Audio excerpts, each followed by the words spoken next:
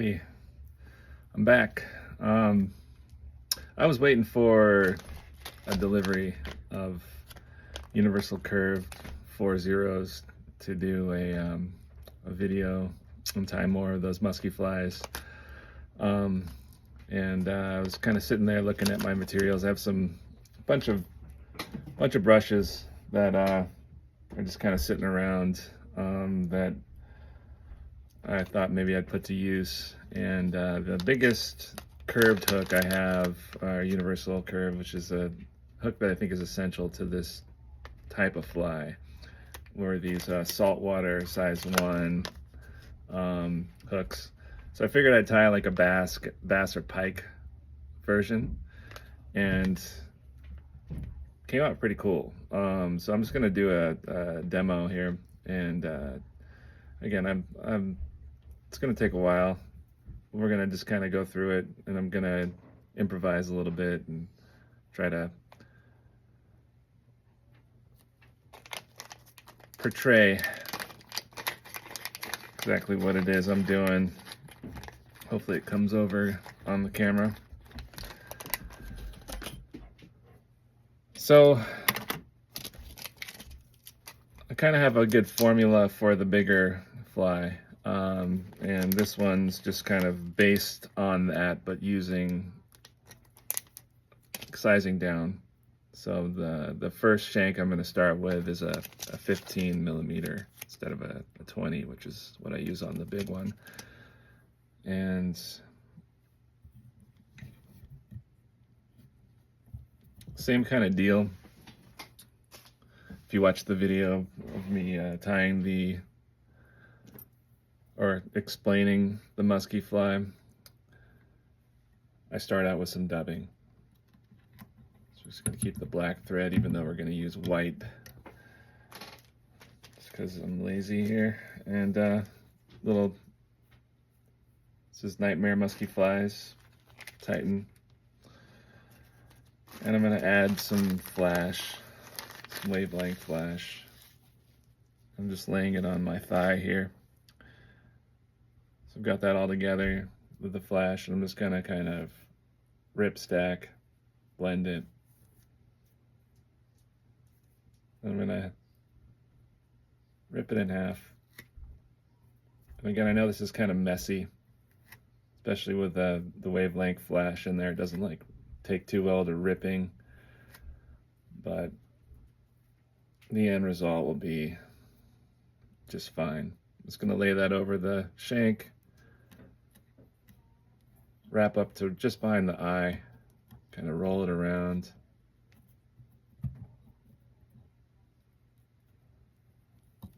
Poke it through there.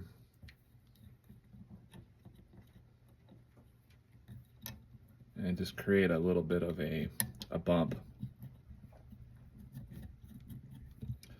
Again, you don't have to be precise or make it look pretty for this step. It's just creating a little bit of a mass for those tails to kind of lay up against, and a little flash to mix in there. A lot of stuff I do, I have reasons for, and then a lot of other things I don't really have reasons for. It's just something that it's just a step that I do. So I'm going to use these red tails. These are size XL, which is a lot smaller than the XXL. And they're a little thicker, but that's the smaller size that they offer. And I'm just going to trim a little bit off, because I feel like they're, as it is, too long. So I just kind of trim that a little bit to better fit this shank.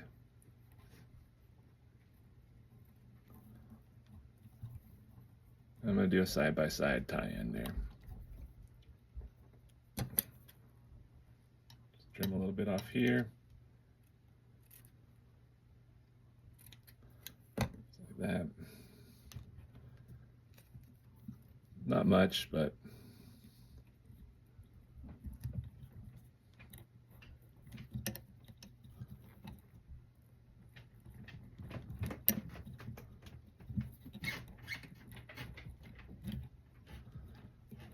So that's that. Glue it down.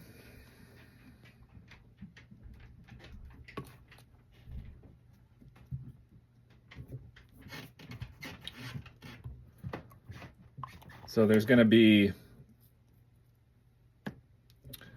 the red tail with white, kind of sticking to kind of this similar. This is like a gray silver tail, a little bit of a, I don't know, it reflects the light a little bit. White. I'm going to stick with the same theme, but I'm just going to do the red tails, and then I'm going to probably put some more red in this in the version that I'm tying here, just to tie it all in together. I might do like a red, I might actually finish it with a red, just like a red dubbing head or something like that, or maybe, we'll see what happens. Red and white are classics. Yeah, so that's in there.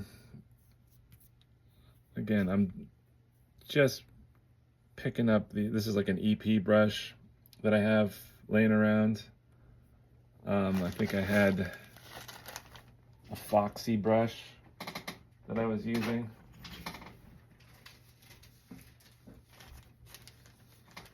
Yeah, these are shrimp dub. Kind of a white, off-white. I'm just going to use this little bit here. And that is a 2-inch brush.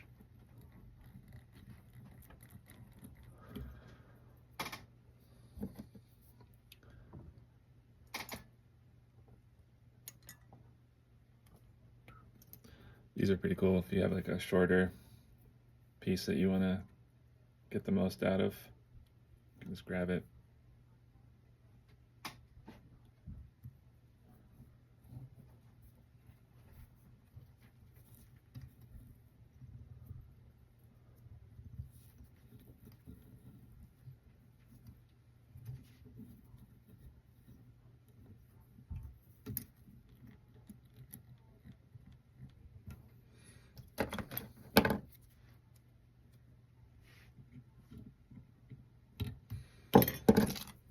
Bodkin. Pick it out a little bit.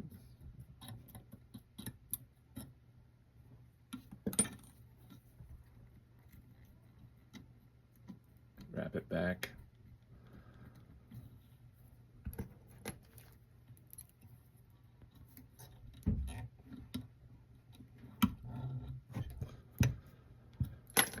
So back when I was stockpiling those magic heads, before I knew exactly what to order, what size to order, the R14, and they, again, there's at some point they label them something different. I'll have to look through my stockpile, and I know I have some of those that are labeled differently. But the R14 is the most common way they label their biggest size magic head. But I bought smaller ones, and these are, what does it say on here? R13s. They're just smaller heads, and that's what I used on this fly.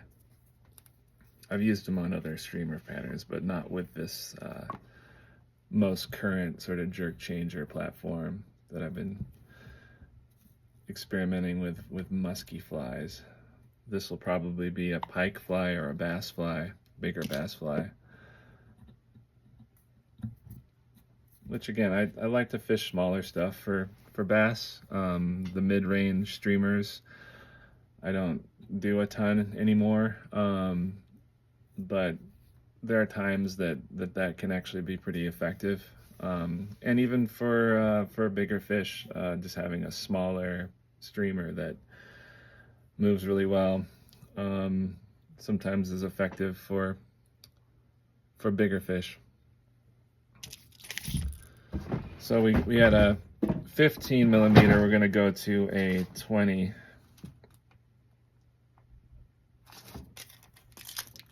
Just these small skinny ones.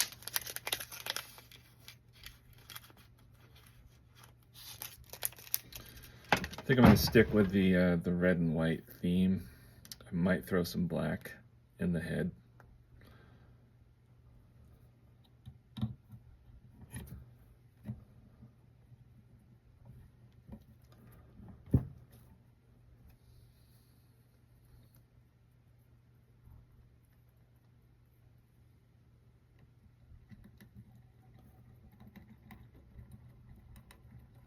All right, so I got the thread wraps on there. I'm going to close that gap. That's pretty important. A little bit of glue on the exposed area of the shank, just so the thread will stick.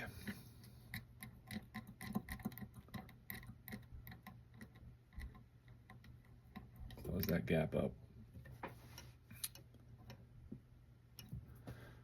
We'll go with the same brush, but we might,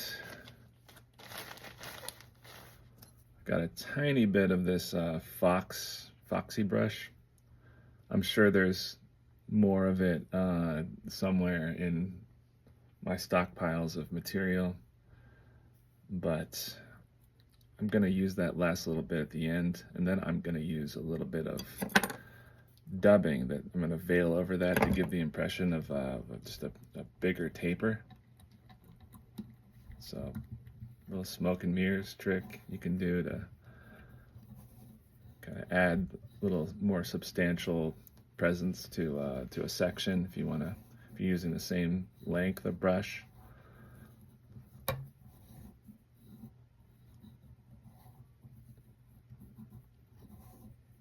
Now these fibers can kind of twist on each other, so I like to kind of pick them out as I'm going.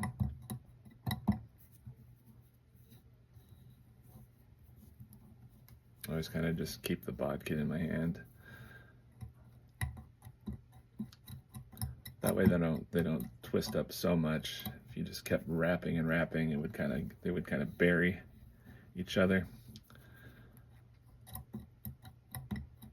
And I'll wrap all the way to the eye, and then I'll wrap back, and I'll tie in that last little foxy brush, and then we'll do the veil. So wrap back a little bit, give a little more real estate.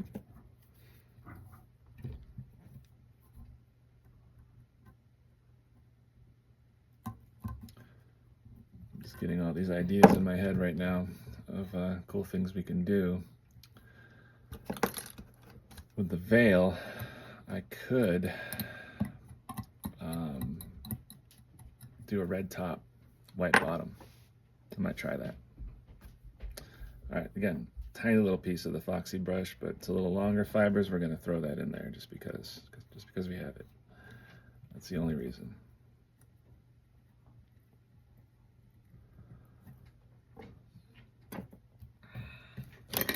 Grab it with those little grabby deals.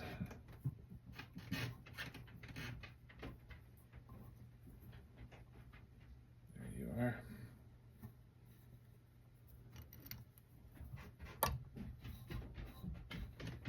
Okay, that's that.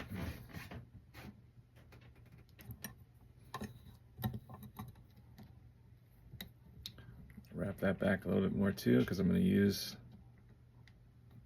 again, this is a smaller, skinnier thread, and I like to tie with smaller thread. I feel like if you're not doing bucktail, you don't need to really wrench down on a material. Smaller thread gives you so much more control over the amount of real estate you need when you're working close to the eye, especially if you're doing these dubbing veils.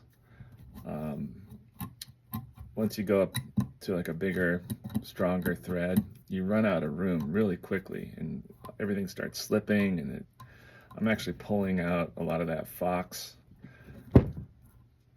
just because it's just a little too long. I'll leave some of it in there, but all right. So yeah, a smaller thread goes a long way to help. Again, just for fun. I mean, I got the Nightmare Musky Flies Red, and I have this, my favorite, which is the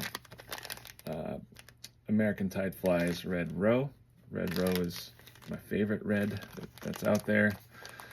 And we'll do a red top and a white bottom. So I'm just gonna, it's probably too much. Just a little bit there. The Nightmare Musky Flies is great because of the flash. So I'm gonna take a little bit of that and I'm gonna mix the two of them. Just kind of ripping, stacking.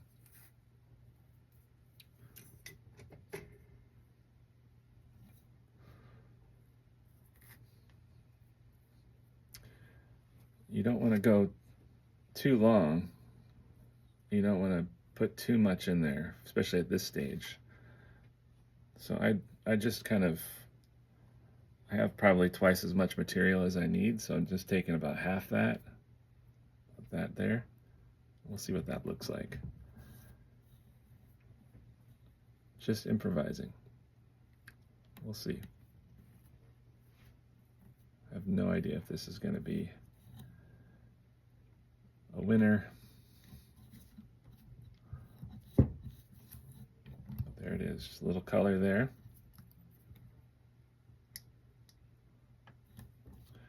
And then we'll do a little white veil. And I left that kind of more towards the top.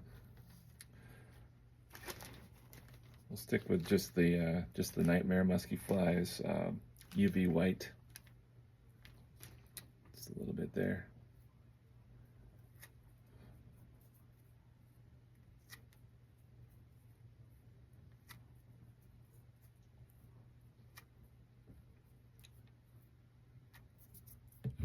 It's creating an illusion.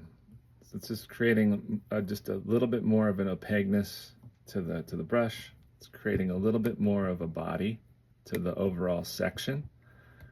And what that does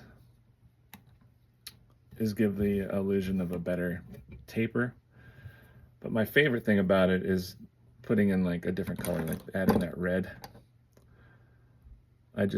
I like the idea of having the option of just kind of peppering in different colors and creating something that's seemingly more complex. Notice I just did one lip finish. It doesn't matter when you're gluing it.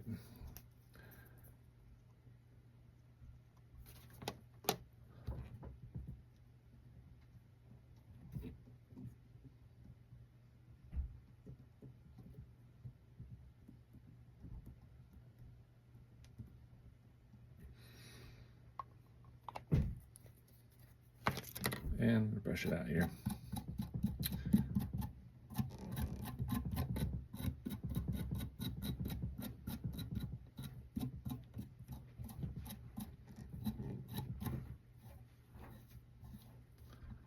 Classic red and white.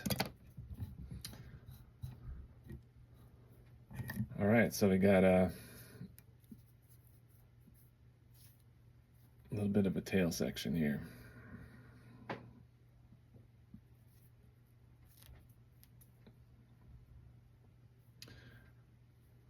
And next up is the hook. This is a size 1 curved salt. This is a heavy hook. I'm not going to put a keel on it. The overall mass of this fly is pretty small and the hook is pretty heavy. And that should be just enough weight, especially with the rattle that we're going to put in. This will be a substantially big rattle for the size of fly. I'm going to get away with a size 15 to secure the hook.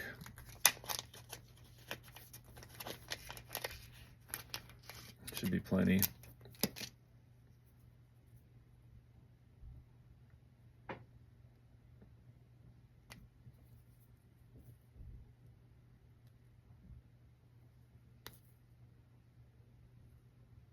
Uh-oh.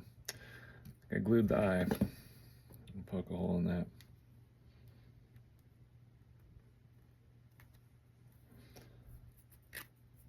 There we go.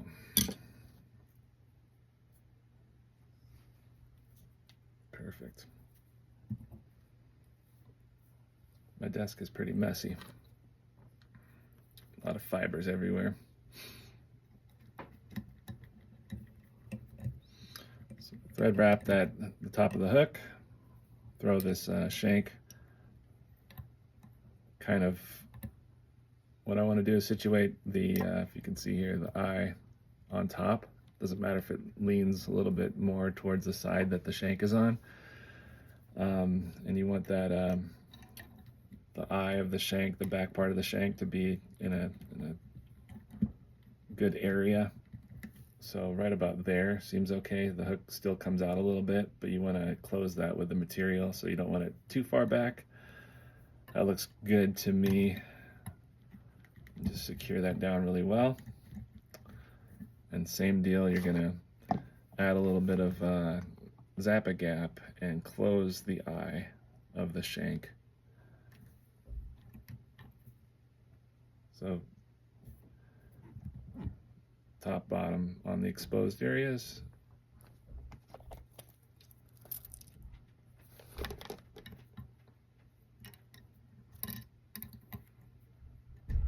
Oops. Wrap that back. It's about good right there. And then I'll use a little bit of, even though there's not a hook back there to be pulled on, just glue that down just because it's the responsible thing to do. All right. So, tail section. What next? I think I'm going to go half white and maybe white and red. I don't know. White, red, and black. Again, not a color that I fish a ton of, but it's just, I'm just having fun here, killing time. Trying to think if there's another color I want to throw in there, but yeah, screw it. We'll just go with the classics. I got a couple different white brushes I made. I'm just looking at them here, figuring out which one looks best. And we're gonna trim these. These are bigger homemade brushes. I like the flash in this one. So we're gonna continue with the white, and then we're gonna finish it with the red and continue on. And I think we'll continue on in red and then go to black. Significantly bigger brush. So that means we're going to do some trimming. Also a bigger brush, but also more coarse fibers. And these are the Nightmare Musky Fly brush material.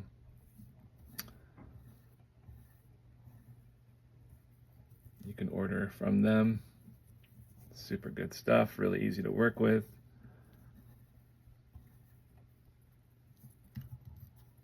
Definitely encourage people to make their own brushes if they're into that stuff. It's the initial investment into the, your whatever brush table you wanna get. There's lots of good ones out there, especially nowadays. I happen to choose the Oasis one, and everyone has its own sort of quirks, and so there's videos for most of them.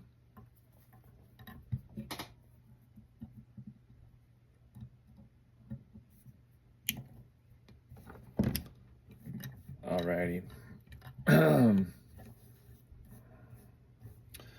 Let's do some trimming. Actually, I'm going to pick that out a little bit, just make sure these, I can free up the fibers here. Pretty sparse wraps. I wasn't wrapping tight because I know there's a lot of material in this. Alrighty. Let's Trimming, I don't think too much about it. I just kind of grab a top section. Sometimes I'll angle the brush a little bit. Grab a side section, same deal. The hook section. These scissors are pretty good. They have little serrated edges on them. Where are they? I don't know.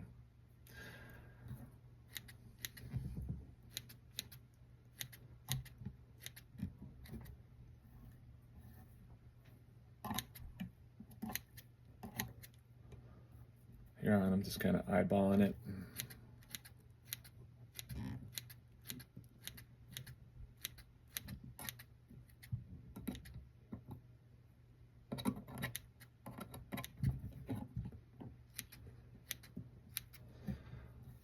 Okay, that looks all right to me.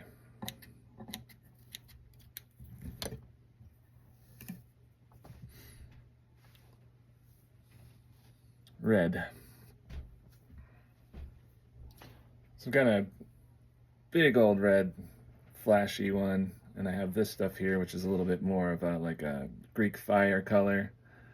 So we'll go Greek fire to red, and you probably can't see the difference too well.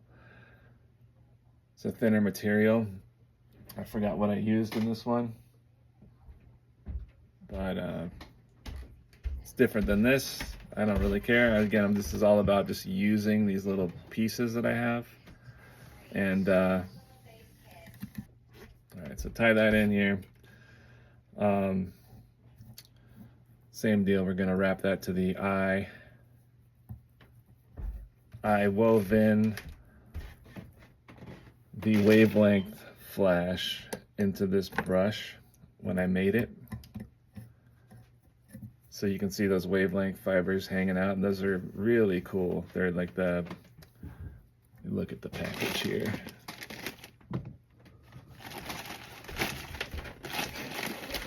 Where did they go? Aha, here they are. Silver oil slick wavelength. This is probably my favorite wavelength flash that Nightmare Musky Flies sells. It's got that kind of mirror oil slick look to it. Super just flashy and catches your eye really well. Looks great in the water. And these brushes were all, when I made all these brushes, I made them for musky flies, not for the size of fly that we're tying right now. But thanks to scissors, we'll size them down.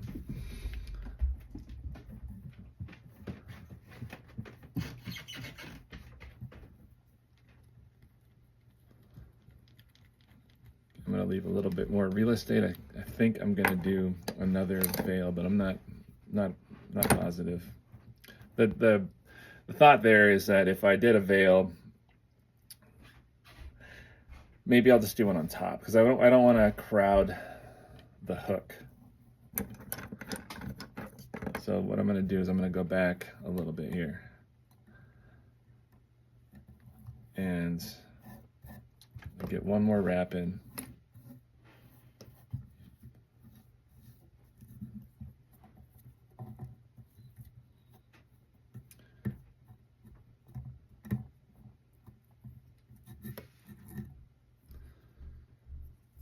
I'm going kind of quick and sloppy here, but you'll see it'll all come together. There we go. Cut that. I usually wrap it back before I cut it. We'll use the bodkin, we'll pick it out. Picking out an afro.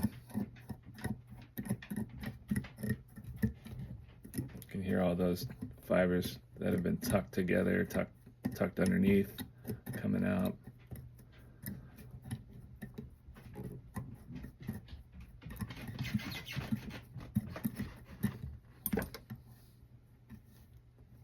Pull that back, wrap back a little bit. That should be good.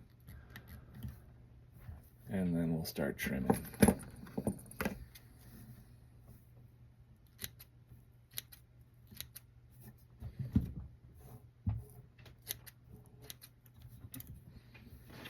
I feel like this fly is gonna look like It, the clown. It's kind of appropriate for Halloween.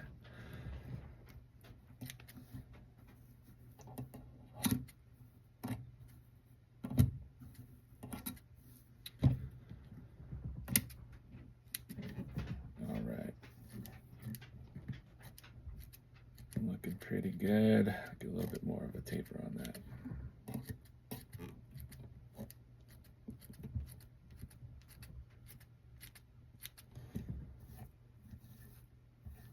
And then what I'm going to do, since I like that red row so much, is I'm going to do a darker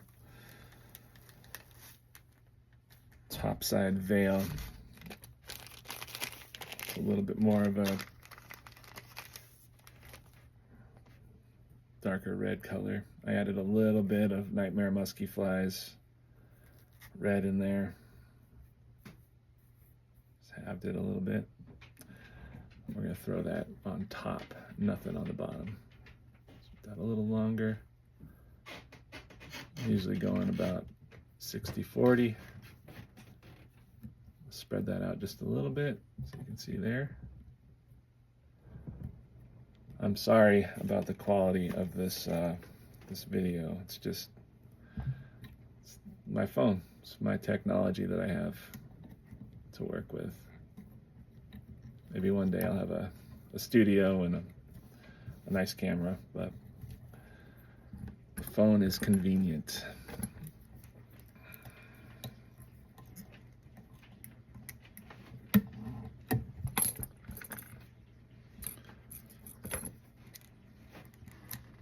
Okay, we'll brush that out.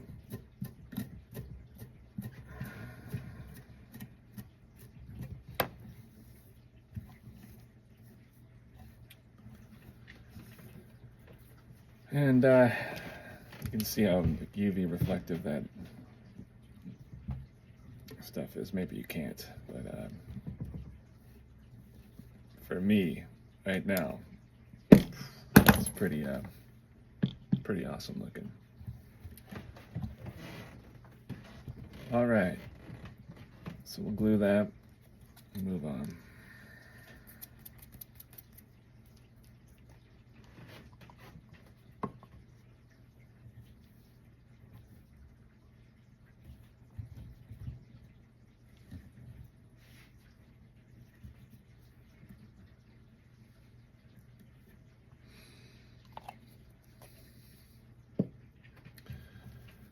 So that's our hook tail section. I'm just kind of thinning it out, pulling on it here. You can kind of see some of these longer fibers coming through. Again, this is I wet this guy, but you can see kind of the same deal here. That's kind of what we're going for. All right. Take that guy out. That's what we got here.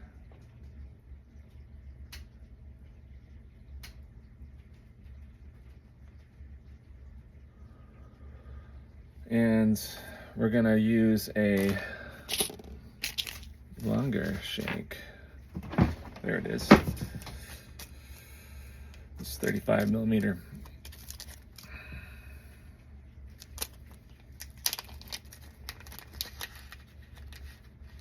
Where the fun begins.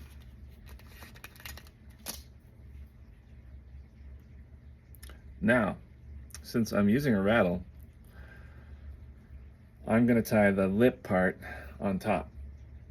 Now with the musky fly, I had enough real estate with the 55 millimeter shank to leave that on the bottom, but with this one I don't. Close this a little bit. So we're going to flip it, and you'll see the rattles are I did do a video on the Flats Jordan fly, and I use these catch fish rattles, and they come in, I put a link on Amazon for them. They come in a box with a bunch of conveniently red, actually, red and black rattles. And they come with these little nubs on them here, and just cut those off.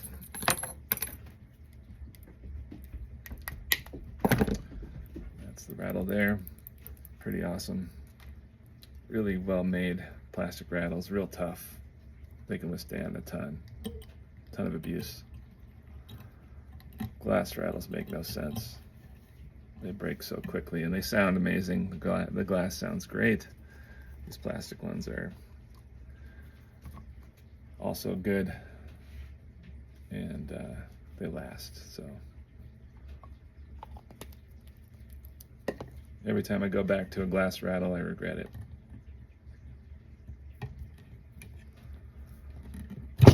Whoops. All right.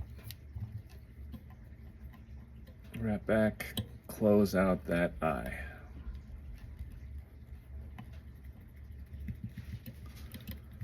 Now, right, starting, you can see the end of that is a BB itself, and then there's two BBs in there, so that sound is pretty loud. It's louder than the other cheaper ones that have a plastic end on it. Holding it in place, I'm wrapping it, and some people put like material underneath them. I don't feel like you have to. You just got to wrap, and then just kind of pinch it in place, manipulate it a little bit, and that's good enough. So once it's there, just kind of eyeball it, and then you throw those Zap-A-Gap over the threads, and that holds it.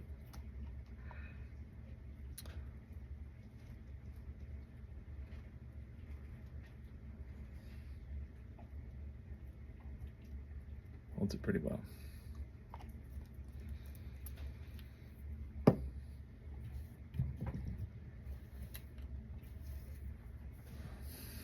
Red, white, and black.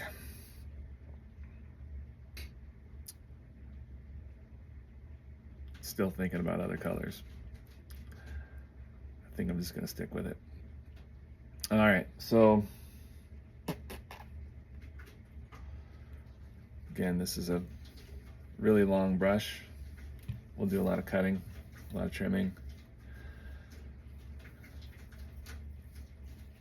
We're gonna wrap to the end of the rattle, and then we're gonna throw our magic head on there and continue with the black.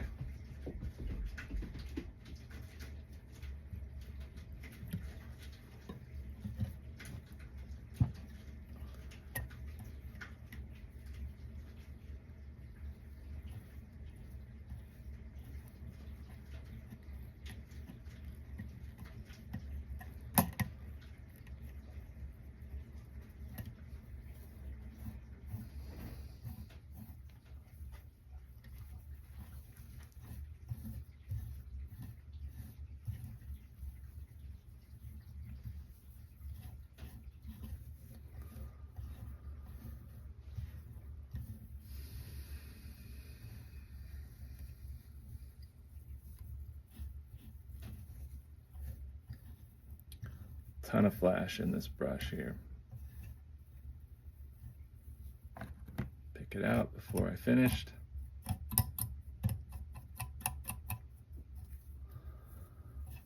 Wow, that's impressive. It's a lot of material. Last wrap just in front of the rattle.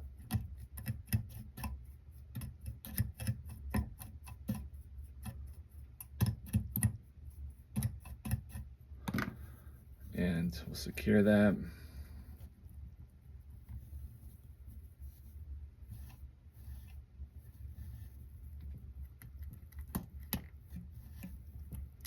I like to wrap over the rattle, just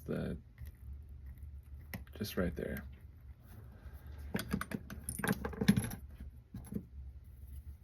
Now the funny thing is we have a disproportionate taper because we have the hook, rattles on the bottom.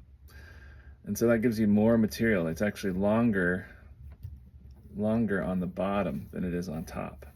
So you have to taper this appropriately. Oops, bumped my elbow. So I'm going to, just because it's so much material, I'm just going to take a brush here and really brush it out a little bit without, try not to warp those strands of wavelength flash. If you run a too fine comb over them, they'll start curling. So here we go.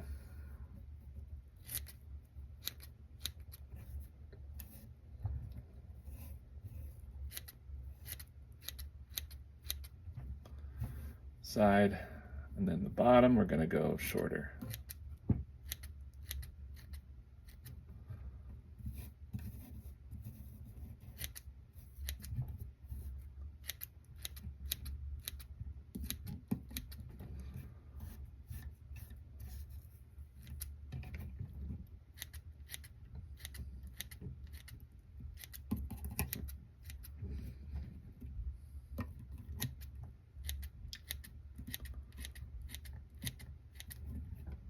Even shorter on the bottom.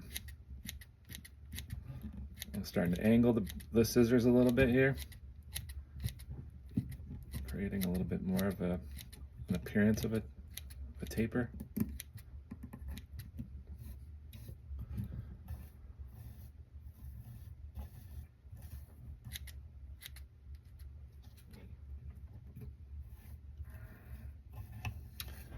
One thing I didn't do with this guy is I didn't put the lateral line tails in there, but I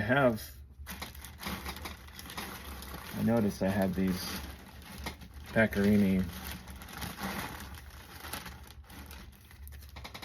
smaller ones. Let's see, what size are these? Size small and medium. Both are checked off. I would, oh yeah, okay, there are some small, okay. So I'm gonna use a medium. And I think what I'm going to do to tie it together is I'm going to use the gray or silver ones. Just to have a different, if I use the red, I think it'd just be too much. So I'm going to just, these are kind of like a silver, slightly reflective, not as reflective as I'd want them to be, as I do want them to be. It'd be nice to have like a mirror type reflective material, but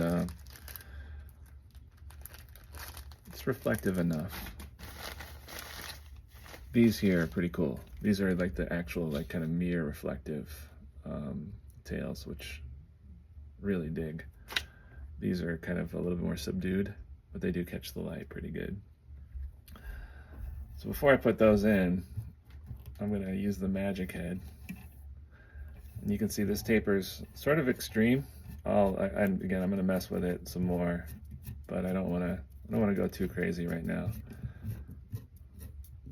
until we can kind of see what we're getting into.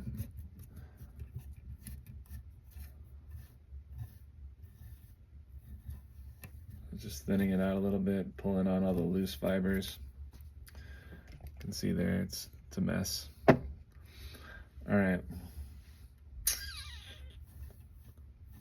I'm not going to add any extra flash. There's so much flash in that material.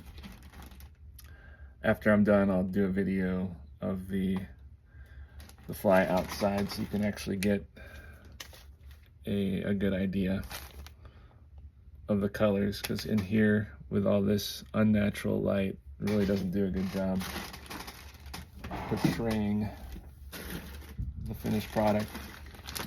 All right, so these are R13. The smaller heads.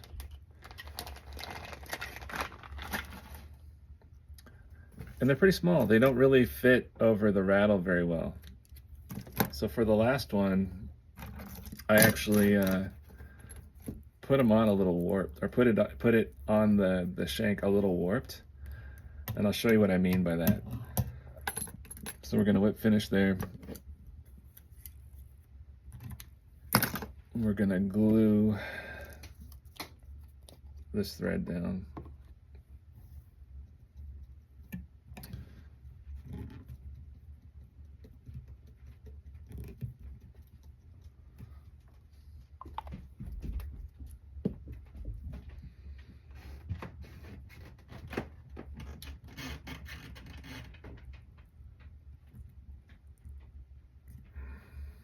Did I cut the head off? Yeah, I cut the nipple back a little bit, I think. Pretty sure I did. If I did, I didn't really remember. So, okay, so normally I would be careful about how I tie this in so it's nice and straight, but you see I have zero or very little real estate at the end of this shank. So I'm gonna push it in a little bit more. What that's gonna do is gonna force it to kind of aim a little bit up at an angle because of the rattle. And so I want to find that just a little bit of a sweet spot and just give it a hair more there because we're going to utilize all that. And I don't really care that it's angled up a little bit. I think that that's fine. At the end of the day, I think it's just going to make the difference that it's going to make, and it'll fish well. So tie that in there, secure that, and that's good enough.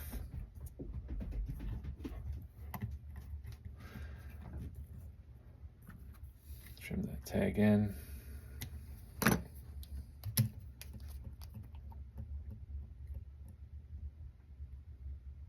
Glue on there.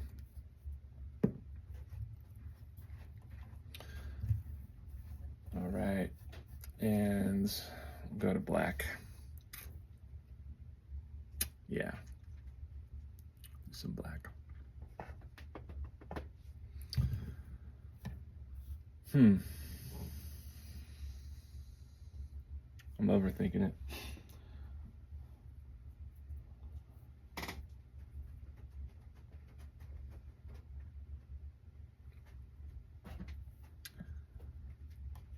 Okay. Nice, same deal, big brush. Wrap it in there. For this, we're gonna get as many wraps as we can in a small area, and we're gonna wrap that back really well. And that's kind of key to helping it. Actually, sorry, did forget a step. Glad I remembered here. All right, that glue sticking to the brush. Trim that. Glad I remembered, just in time. We're gonna use those wave tails, so we're gonna put those in there.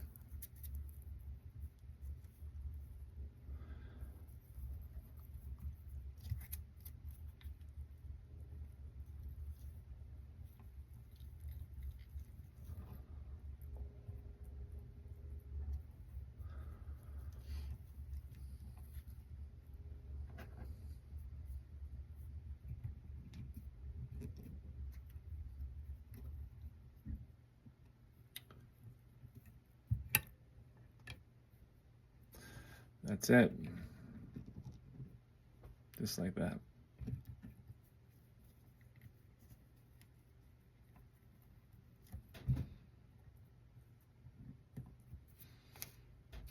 You can kind of see they want to face or look like they're facing down. You can kind of manipulate them a little bit by pulling on them.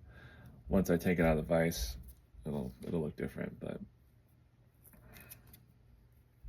all right, now we'll go for the black brush over that.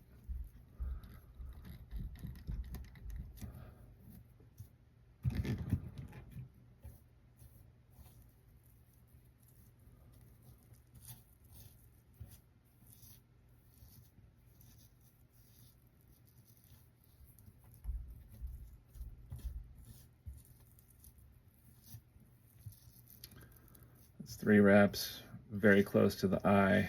I'm going to try to sneak in a 4th here.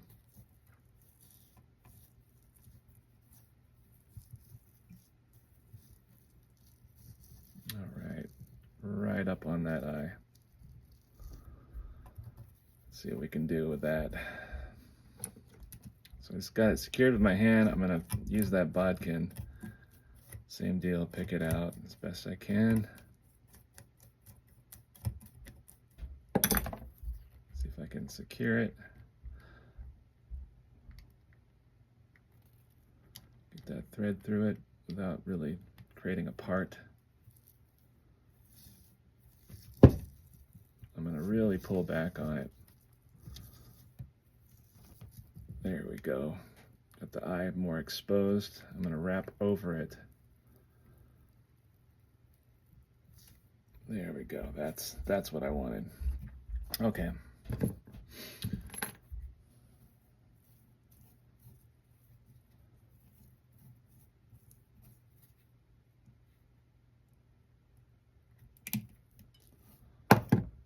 Alrighty. Really kind of ties in nicely once you get that dubbing on there. That's going to be our hardest part right now. But before that, we're going to do some more trimming. Get our taper going.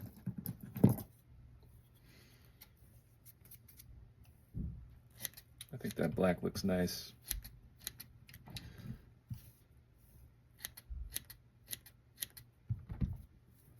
Try not to cut those wave tails.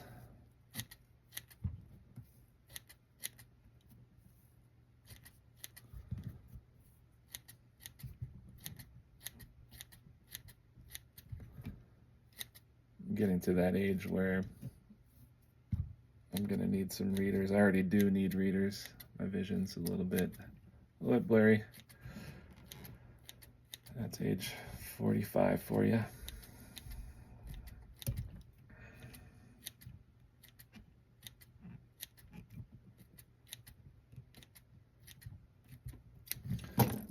That looks a little better.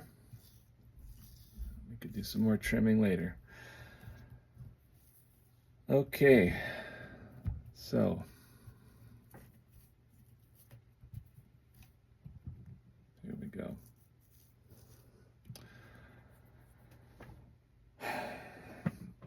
I like for this small fly, and I'm going to just keep with the black theme on the head. This is a Hairline Flyfish Foods Bruiser Blend Midnight Fire. It's a smoother, silkier type of dub. And it's got some red flash in it, which I like, red and blue, which I think is good. Length is perfect. I'm not going to really try to shorten it. It's already pretty short, but it pinches down really well. It's kind of a smoother feel to it, which is easier to deal with when you're dealing with as little real estate as we have. We'll see if that's enough. If it's not, we'll add a little more.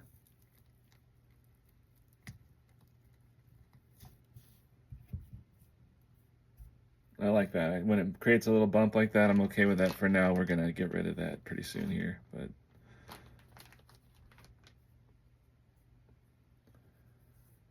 and why I'm not rip stacking. I'm just kind of gently pulling it apart and stacking it and just kind of evening it out so that the taper is not too extreme or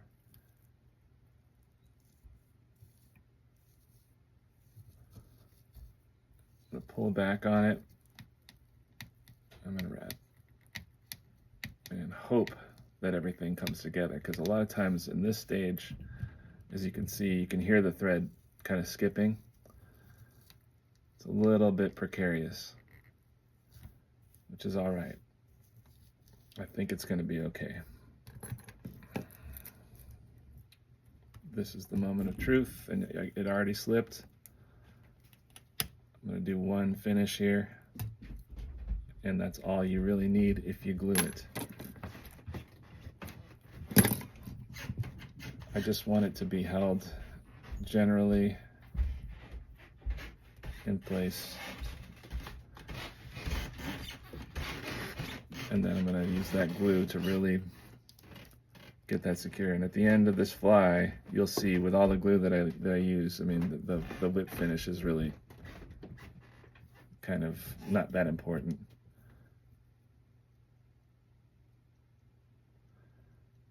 So I am gluing kind of near the eye, and what I'm going to do is push all these threads back with the bodkin. Now, if I had the right brushes and I kind of had everything sort of planned out for a fly this size, we wouldn't run into these problems as much. But because we're improvising and using materials we have, sometimes there's things we have to troubleshoot, you know? And so that's what we're doing. We're just kind of dealing with it as we go. But that's going to be fine. It's plenty secure. Alrighty, so take the hook off here. I'm just going to look at it, examine that taper. I think it's a little thick in the middle. But again, once I put those eyes on, I start sculpting with the resin. It's going to have a different look to it. So I'm going to leave it as is. I can kind of see where there's some uneven parts. I'm going to trim those real quick now that I have it out of the vise. Let's give it another little once over here.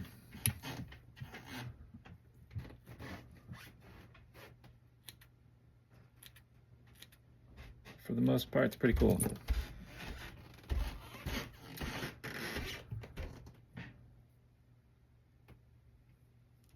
Throw that back in. God, I love this vise. It's so much nicer than the Pike. Oh my God. Still relatively new to me. I used the same eyes last time. We used these ones. I think it's a good size. I like bigger eyes. These are, oh man, I wish I could remember the Misfit Voodoo Eyes, I believe is the name of the company. I don't remember the size or anything like that. I just have them in a bag here, so apologize for that. But Misfit Voodoo Eyes are really cool. They do really good work. So now that I glued that, I have a little bit of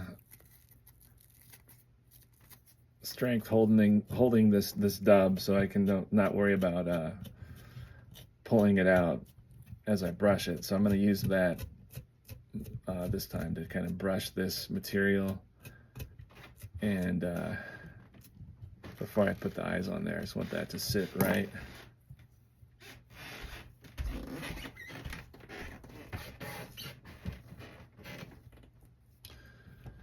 We're going to put those eyes on and really pinch that head down and get that high and tight profile. This is the Ultra Gel Super Glue, which is pretty great.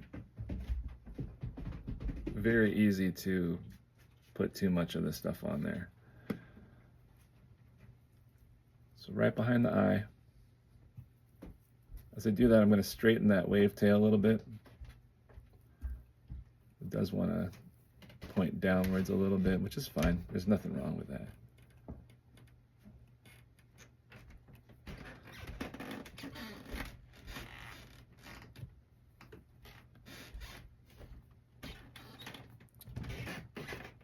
See there.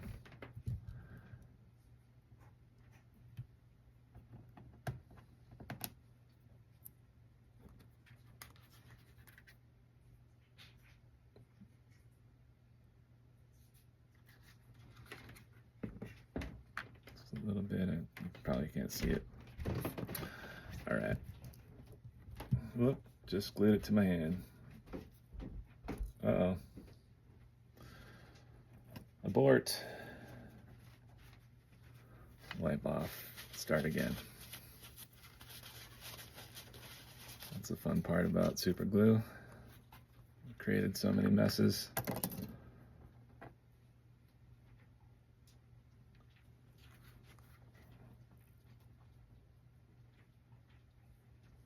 Alrighty. One more try. Here we go.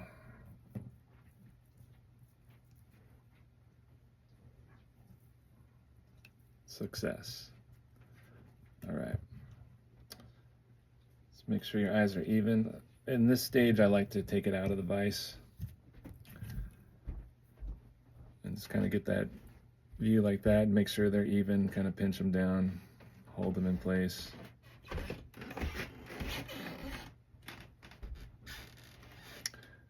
Sometimes they tend to slide a little bit depending on what type of super glue you use or what kind of epoxy you're using, how fast it catches the fibers.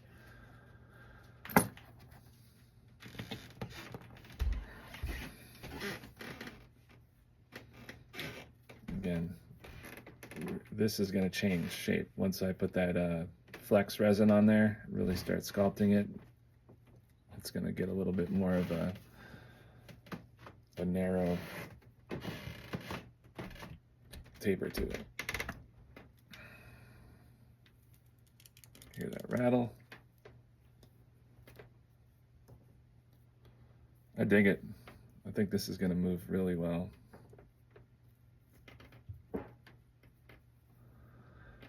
So hard to, I'm looking at the camera now and I can totally see how it does it no justice, but I'll be sure to film it outside for you.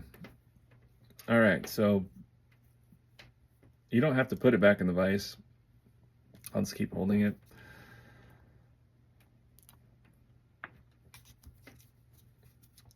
Flex, Solarez.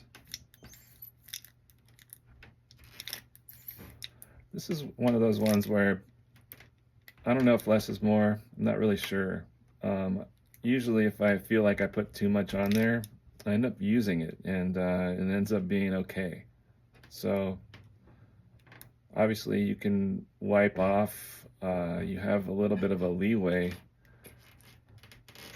before you put the UV light on it to wipe it off, or you don't have to commit to it so much like you do have to commit to super glue or any type of epoxy. But I don't know, just it's good to know the resin, good to know what you're working with, and I feel like with this one you don't have to worry as much. Now I'm gonna kind of put a little bit on the sides too as I'm spreading it, so behind the eyes a little bit, and the goal is to kind of mold this head. So right now I'm not really focusing on molding it. I'm pinching on the side. It's kind of going everywhere like exploding cigar face. And then I'm going to switch to this grip here and kind of start to mold it. And I might just take my fingers here, wipe them off so I'm not spreading too much resin as I kind of go back down towards the ends of the fibers.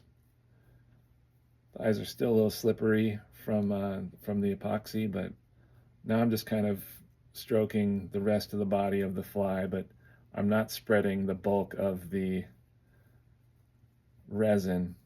I'm just kind of spreading just a little bit of it.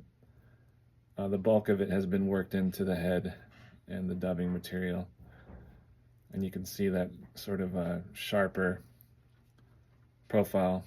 So I'm grabbing it below here, and now I'm going to flash the light and secure what I've done. My light battery is needs a charge. You can see those eyes light up really well, and it's a nice contrast to the black. Ties in with the red. It's looking pretty cool.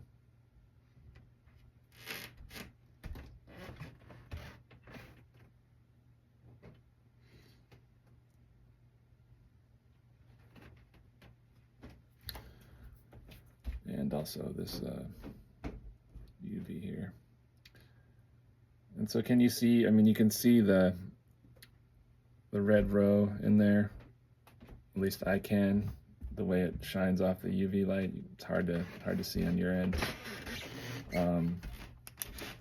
There's varying degrees of UV throughout the fly. Just little extra touches. All right, so we got kind of a thicker body. I think I'm going to trim it just a little bit more. One last little run through here. And I'm just kind of finding all the long fibers that are still hanging out. Just going through. Almost just cut the wave tail, which is not good.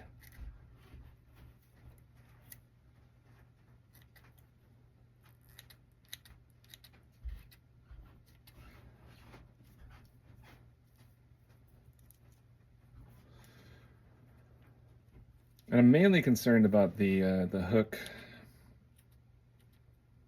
area. I feel like you can see that hook coming through at the bottom there.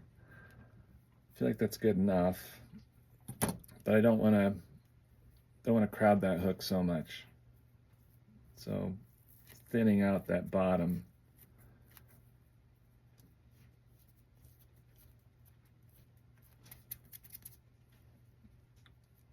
Just go a little extra to make sure that that hook's out there and it's gonna catch that fish. But with the way this fly will move, I'm not really worried about it. The head's its own piece. So you got that longer shank, almost like a jerk changer. You got the hook behind it, and then kind of the two shank game changer body with those wave tails that are really gonna wiggle and do their thing. And I wish I had a pool I can cast it into and show you guys the action of this fly. But I'm just gonna go outside and I'm going to take a quick video of it, add it to the end of this, and throw it up on YouTube. All right, thanks for watching.